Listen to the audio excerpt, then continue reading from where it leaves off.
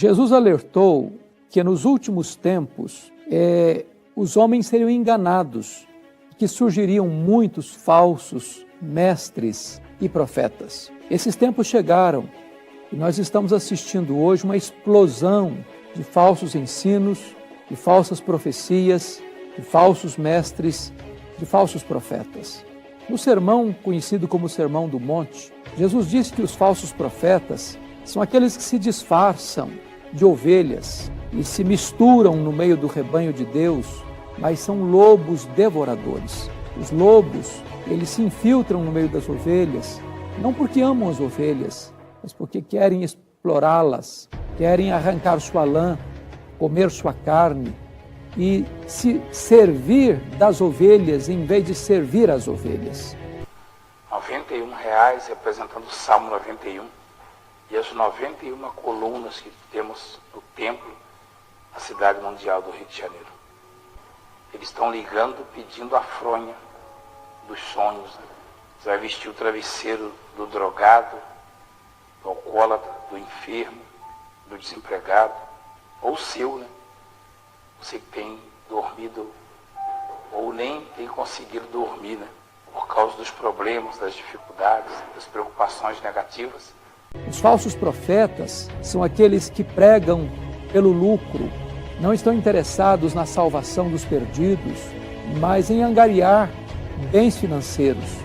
Eles não estão dispostos a se sacrificarem para pregar o Evangelho, para viver o Evangelho, para atender às necessidades do rebanho de Deus, mas estão prontos a tirar todo o proveito, todas as vantagens e alcançar todos os lucros possíveis explorando as ovelhas. Os falsos profetas são aqueles que manipulam a palavra de Deus, que torcem a palavra de Deus e que, desta maneira, pregam o que o povo quer ouvir e não o que o povo precisa ouvir. São aqueles que pregam uma mensagem pragmática para atrair o povo, para enganar o povo, e em vez de dar ao povo o cardápio saudável e balanceado da verdade de Deus. Nós precisamos nos acautelar para não darmos espaço nem guarida aos falsos profetas, mas para rejeitá-los e repudiar veementemente os seus falsos ensinos.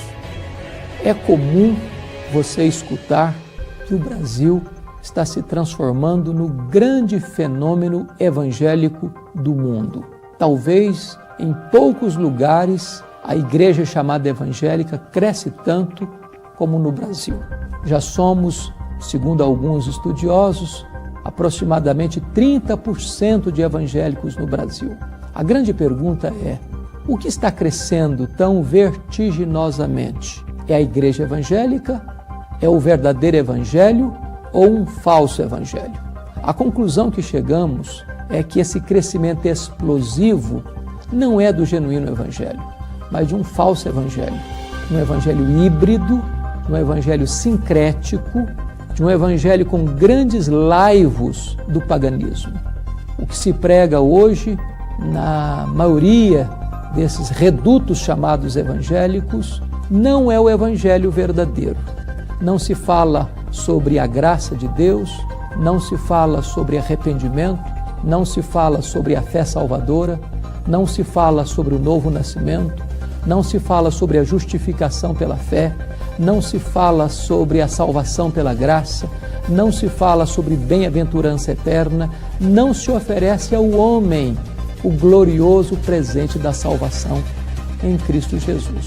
Prega-se sobre prosperidade, prega-se sobre cura, prega sobre pretensos milagres, e estas igrejas que pregam este falso evangelho estão se transformando em verdadeiras empresas, onde este evangelho diluído se transforma num produto, o púlpito num balcão, os templos em praças de negócio, os crentes em consumidores. E o propósito fundamental destas falsas igrejas com este falso evangelho é o lucro, e não a glória de Deus, não a salvação dos perdidos, não a edificação da igreja. Nós precisamos repudiar o falso evangelho.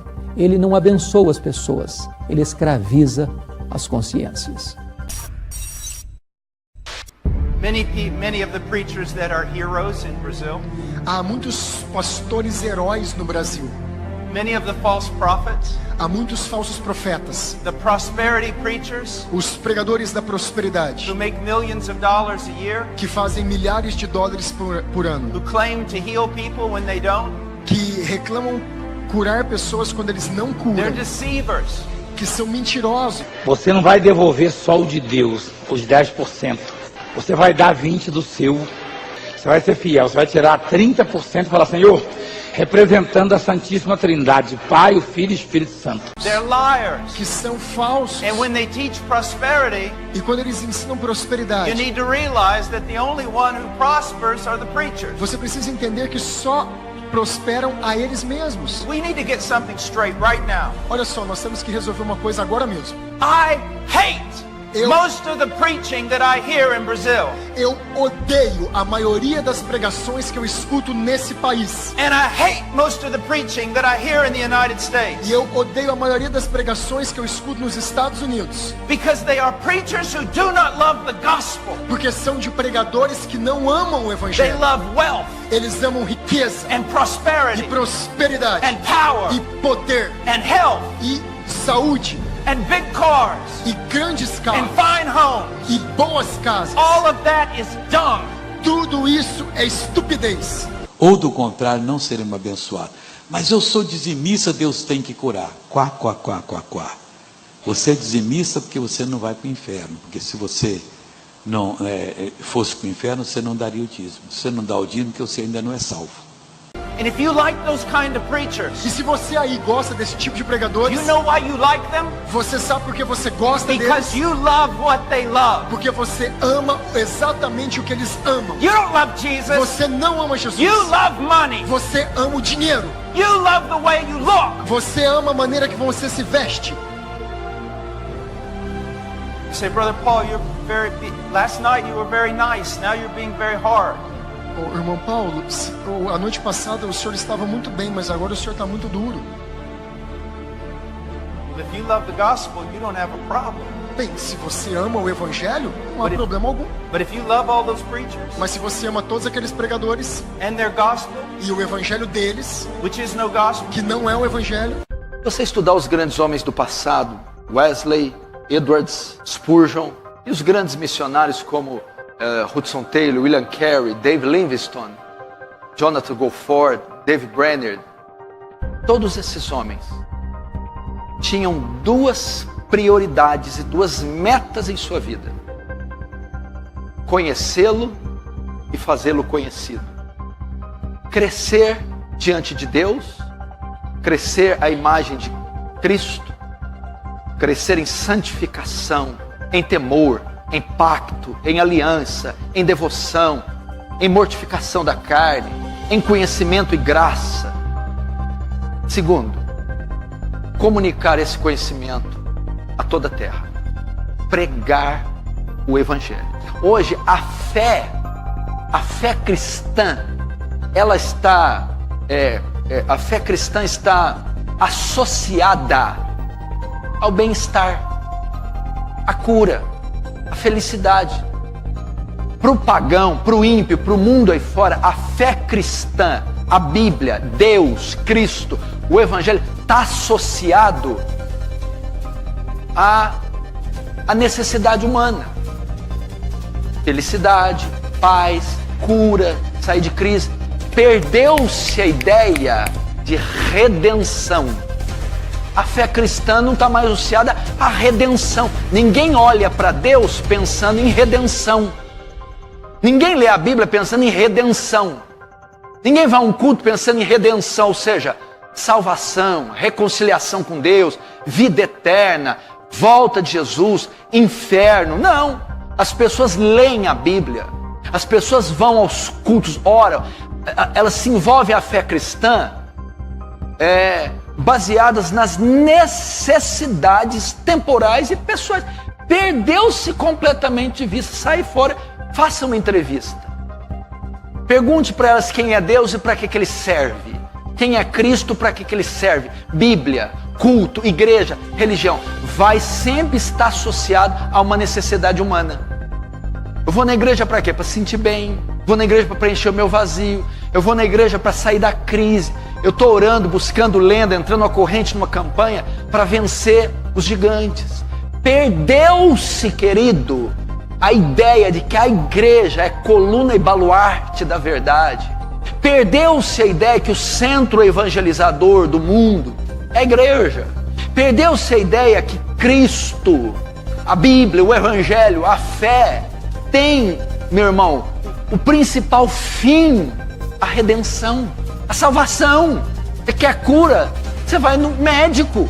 Você quer felicidade? Você quer conforto? Você trabalha. Você quer...